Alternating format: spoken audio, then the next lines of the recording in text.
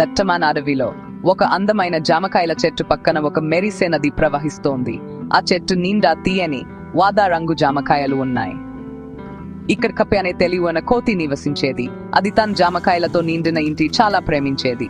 ఆనందంగా కొమ్మల నుండి కొమ్మలో గుగుతూ ఉండేది. కింద ఒక కొంటడి మొసలి ప్రతిరోజు కప్పిని చూస్తూ ఉండేది. దానికి ఒక స్నేహితుడు కావాలని కోరుకునేది.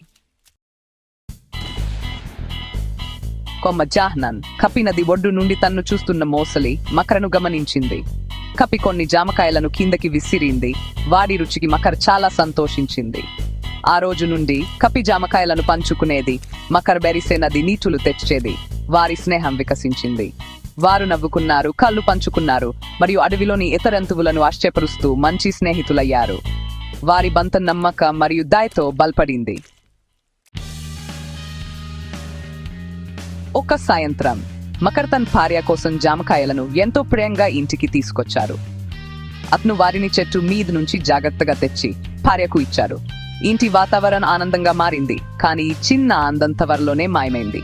జామకాయలు రుచి చూసిన తర్వాత మకర్ భార్యలో దురాశ పెరిగింది. ఆమెకు వాటి రుచి ఎంతగానో నచ్చింది. కానీ ఆమె మనసులో ఇంకొక దురాశ ముదిరింది.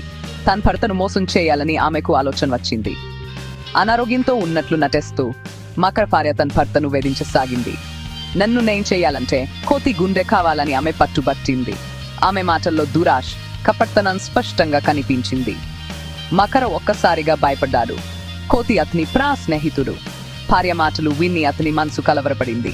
భార్య డిమాండ్లు రోజు రోజుకి పెరిగిపోతున్నాయి.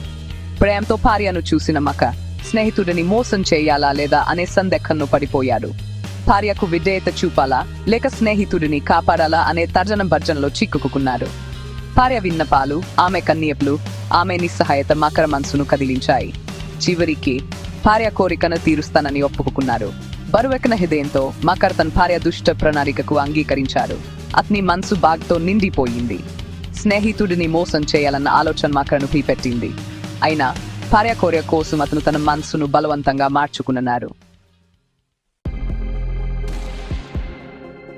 మరుసటి రోజు మకర్ కప్పని తన ఇంటికి ఆహ్వానించింది.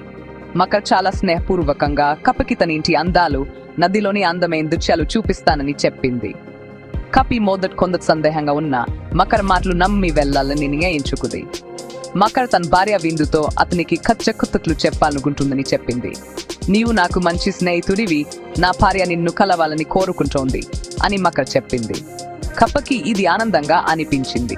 తన స్నేహితుడిని నమ్మి కప్పి నదిని దాటడానికి మకర్ వైపు